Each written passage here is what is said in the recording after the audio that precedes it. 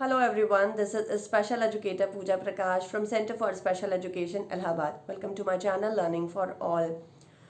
जब पेरेंट्स से मुलाकात होती है और हम उनसे बच्चे के विषय में बहुत सारा डाटा हिस्ट्री कलेक्ट करना शुरू करते हैं तो एक मेरा अनुभव रहा है कि बहुत इजीली ट्रेसेबल होता है कि बच्चे को 1.5 से 2 साल के बीच में ही ट्रेस कर लिया जाए कि बच्चे में वो सिम्टम्स अब एविडेंटली आने लगे हैं। उसका रीज़न ये है क्योंकि मोस्ट ऑफ द पेरेंट जो इस दिक्कत के साथ आते हैं कि बच्चे को ऑटिज्म जैसे लक्षण लग रहे हैं एक बात, या मेरा बच्चा अपने हमउम्र के बच्चों के जैसा व्यवहार नहीं कर रहा है, ये 4 साल तक में बहुत ही इविडेंटली हो, मतलब बहुत ही मजबूती के साथ ये लक्षण दिखने लगते हैं और इसको पहचानना बहुत आसान हो जाता है कि हाँ, बच्चा जो है एक स्वाभाविक व्यवहार नहीं कर रहा है, ये अपने हम उम्र के बच्चों से थोड़ा सा अलग है। तो वो कौन से लक्षण हैं जिनके आधार पर हम ये डिसाइड कर सकते हैं या हम पता लगा सकते हैं कि हमारा बच्चा अगर 2 साल से या 3 साल तक में है तो वो कौन से ऐसे लक्षण हैं जिससे हम पता लगाएं कि भाई बच्चे को ऑटिज्म जैसे लक्षण हैं या बच्चा डिलेड है। सरल भाषा में हम इसे अर्ली साइंस ऑफ ऑटिज्म भी कह सकते हैं। देखिए, शुरुआत करते हैं 3 या 4 महीने से। तो ये जो 3-4 महीने का बच्चा है ये अपनी माँ को देखकर सोशल स्माइल देता है, ठीक है, जो कि आगे चल के 6 महीने का जब ये बच्चा होता है ये अपने अपने जानने वालों को, अपने को प्यार करने वालों को, सबको ये सोशल स्माइल देता है और खिलाने पर रेसिप्रोकेट करता है। एक बात, आई कांटेक्ट 3 या 4 महीने से माँ को दिए जाने से शुरू होकर 1 ईयर तक बहुत अच्छे से स्टैब्लिश हो जाता है। अगर आपको लग रहा है कि बच्चे का आई कांटेक्ट 1 साल तक भी नहीं है तो ये एक रेड फ्लैग है। Response to name is the another point which we are going to discuss. Response to name generally एक बच्चा 8 से 9 महीने से लेकर 1.5 साल तक में बिल्कुल अच्छे से करने लगता है। तो अगर आपका बच्चा 1.5 साल का है और रिस्पॉन्स टू नेम नहीं कर रहा है तो ये एक रेड फ्लैग है। तीसरी बात, सोशल रेफरेंसिंग का मतलब ये है कि चेहरे के हाव भाव को देखकर पता लगाना कि क्या कहा जाने वाला है, क्या इस बात का क्या मीनिंग है। जैसे कि एक सरल भाषा में मैं आपको उदाहरण दूं, एक छोटा सा बच्चा जब जीने के पास आया तो उसकी मम्मी ने बोला नहीं नहीं नहीं नहीं, उधर नहीं जाना, गिर सकते हो। तो जस्ट बिकॉज कि माँ दूर है, माँ पास में नहीं है, लेकिन माँ के चेहरे के भाव ऐसे थे कि नहीं नहीं नहीं नहीं, वहाँ नहीं जाना, गिर सकते हो, चोट लग सकती है। तो बच्चे ने जीने पर चढ़ना या उतरना जो भी वो कर रहा था वो ठिठक गया। ये जो ठिठकना था ये माँ के भाव से पता चला। एक बात, अब यही बच्चा अगर बेड पे कूद रहा है, जंप कर रहा है और वहाँ से कूद के वहाँ माँ बैठी और माँ ने कहा कि आ जाओ आ जाओ आ जाओ, तो बच्चा कूद के आ गया, ठीक है। आप देखिए बहुत सारे बच्चों को उनके पापा मम्मी हवा में ऐसे उछाल देते हैं, लेकिन उन्हें पता है कि दे आर सेफ। शायद ये एक वजह है कि वो खिलखिला रहे होते हैं, ठिठकते नहीं हैं। तो चेहरे के भावों को रिलेट करना, यहाँ पर सोशल एंड इमोशनल डेवलपमेंट की मैं बात कर रही हूँ, जो कि 8 से 9 महीने में शुरू हो चुका होता है एक बच्चे में।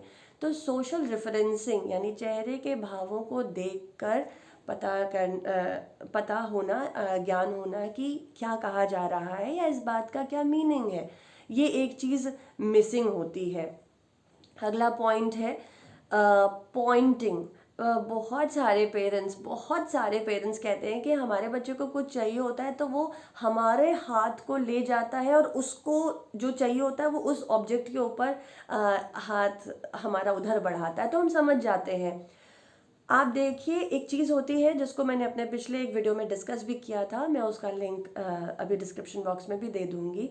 जॉइंट अटेंशन क्या होता है कि बच्चे ने माँ को तो आई कांटेक्ट दिया ही दिया, जिस चीज़ को पॉइंट करके दिखा रहे हैं कि उधर देखना है तो चेहरे को ना देखते हुए जिधर पॉइंट किया गया है उस तरफ देखा जाए।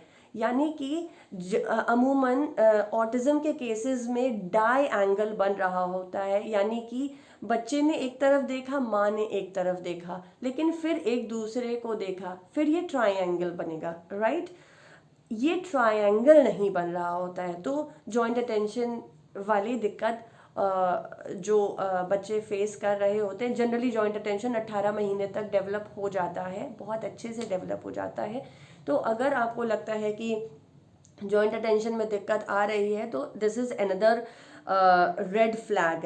एक और चीज़, स्ट्रेंजर एंजाइटी। 1 साल का बच्चा अपने आसपास या अपने जान पहचान के लोगों के साथ जब खेल रहा होता है तब तो उसको कोई दिक्कत नहीं होती, लेकिन कोई दूसरा अजनबी जब आके उसको उठाता है गोदी तो वो बच्चा रोने लगता है। स्ट्रेंजर एंजाइटी अमूमन बच्चे में 8 से 9 महीने से डेवलप होना शुरू हो जाती है, और ये बहुत अच्छे से 1.5 साल तक की उम्र में डेवलप हो चुकी होती है। तो अगर आपको लग रहा है कि आपका बच्चा अपने और पराये में भेद नहीं कर पा रहा है, तो स्ट्रेंजर एंजाइटी की अगर आपको पॉइंट लग रहा है तो this is definitely another red flag.